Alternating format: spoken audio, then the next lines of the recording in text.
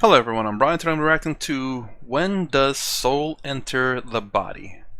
Okay, that is... So in a non-dualistic point of view, the second that the body is created, I mean, every material, every object, every space, every time is Brahman. So there's never a point where the soul enters the body. It has always been there.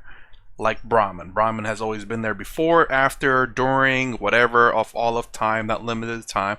All objects, not limited by objects, and all of space, not limited by space. So it doesn't enter the body because it's always been there. That's my answer to that in terms of non-dualistic point of view. In terms of my point of view of dualism, there's no soul. So I don't follow in the terms of that.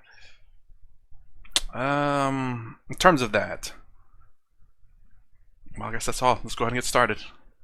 Yesterday we were discussing abortion, and I was just wondering, like, Hot topic. it says in the book, as soon as conception happens, life starts. So as soon as the sperm meets the egg, but as soon as that happens, it's only just a pack of cells for that moment. That's definitely a hot topic there. They say also that as soon as the sperm and the egg meets, it's a unique DNA at that point. So it's not a DNA that's similar to the mother nor the father. It's its own unique DNA. The egg is the mother's DNA, the sperm is the father's DNA. The second those two meet, it becomes its own unique DNA. That question though, it's pretty a hated one. When does the soul actually come into it? Oh, and that's another thing. I'm sorry. It's weird to say the soul goes into the body. That's generally, at least from my perspective, it's a westernized thing. But then I know in Hinduism, at least from is it Lakhani? No, there was someone else that I call him the crazy guy. You know what I'm talking about. I know he's not crazy, but he sounded crazy when I first watched him. But he says there's a soul in everything.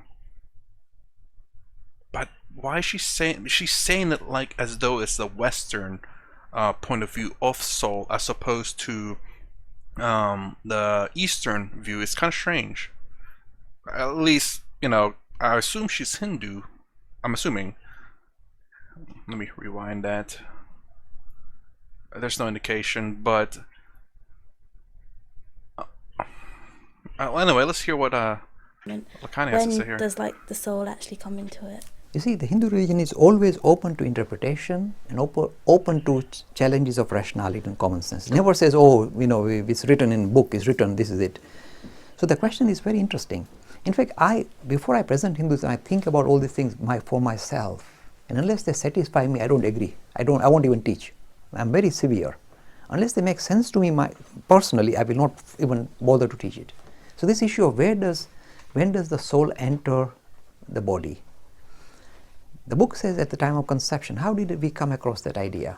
So which book though? Which book is he talking about? And also, mind you, this is whenever I say in terms of non-duality, that's from my understanding of it. I'm not saying this is what non-duality believes. I'm saying at least from the understanding that I've gotten.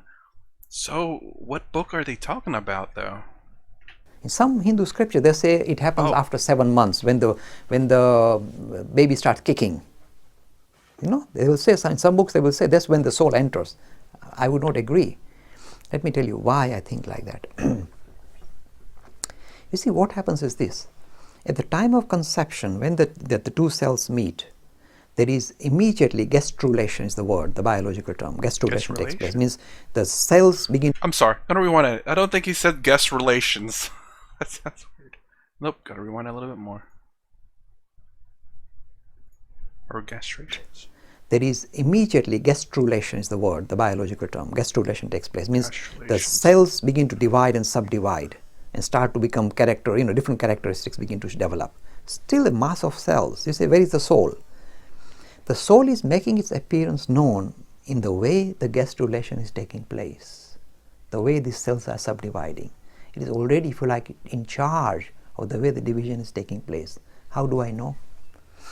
There's a lot of research done by Professor Stevenson on reincarnation. And he came up with one idea which immediately touched me. He said, if somebody has been violently killed, say with a bullet or with a sword, then when that person, because he's done case studies, they get autopsy reports, when that person is reborn, that person has got a birthmark in the place where he was shot or hit. A birthmark appears. So now the birthmark doesn't appear after 7 months.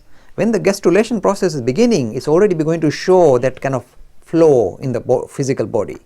So I'm saying right from the time of gastrulation, when those cells are dividing and subdividing, the new soul is already in charge and dictating the way it's subdividing, because it's going to in a way dictate the physical characteristics of that individual.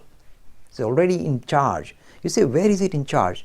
You see, this is a very interesting question, because where does the soul reside? Does it reside in the womb? It's sitting there, I'm here. It's not like that. It's a metaphysical thing, not a physical thing, that is in a way trying to harness the physical. So it's trying to influence the physical, but it's essentially metaphysical. But it's beginning to now, in a way, already direct the way the body is being formed to suit its character. Because already it's got a character. This character wants to become visible, manifested, so it starts to, in a way, show its colors right from the time of conception, because that's the process of gastrulation. And the individual is born. As soon as the two cells meet, the individual is automatically, immediately linked. Otherwise, who is dictating it? And that's another thing. I guess another question is the fact that so when someone dies, does that soul or spirit just hangs out in the ether or the metaphysical until the sperm and egg meet, and then it goes there? Or like, I mean, I don't know, like that would be a question I'd ask him too. It's like as soon as someone dies, there's a baby being, or say conception is being happening. That's a terrible way but I mean, like, yeah, like does the soul or spirit just like hangs out somewhere until someone's getting busy, I suppose? But another thing would be is the population of the earth has grown significantly. So there's new souls being made in a sense every day. I guess depending whether our population's increasing or decreasing.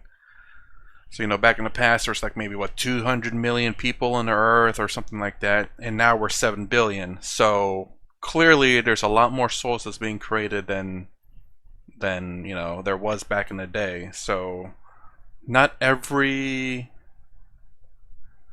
soul is reincarnated. Some souls are created. That has to happen because there's not enough souls in the past. Say even in the past 100 years, there's probably the population of the world has increased more than what it was 100 years ago. So new souls had to be created, I would assume, right? Where does the birthmark come from, for example? So I'm saying from the time of gastrulation, from the time of conception, the soul doesn't have a size. It doesn't matter if there are 4 cells or 2 cells.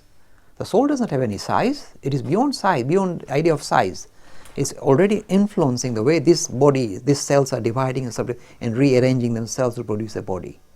And the reason is Professor Stevenson's research that makes me sure it must happen at time of gastrulation, not after 7 months, because already the birthmark should be there, start becoming visible, not after 7 months. So this is the reason why I think about these things for myself. And unless they satisfy my own common sense, I will not present it as Hinduism. And I'll say, I don't know. I'll be very honest. But this is the answer. It's a very, very, very good question. Indeed. I mean, I do wonder, has anyone asked him that? You know, souls are, it seems like in terms of, from my understanding from him, souls are being recycled.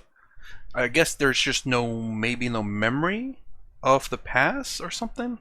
And also, souls are being recycled. New souls, are they being created as well? Or you know, they have to be. It has to be. It has to happen. There's no way new souls cannot be created because the population of the earth is just growing. Now I wonder what happens if the population of earth starts declining. Now are there just souls in this metaphysical form just sitting there waiting?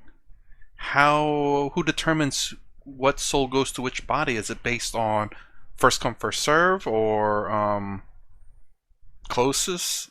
I mean, I wonder if he's been asked these questions. Well, anyways, that's my reaction to when does soul enter the body. If you like my content, please consider subscribing. Thumbs up, thumbs down below. Thanks for watching. I'll see you in the next vid.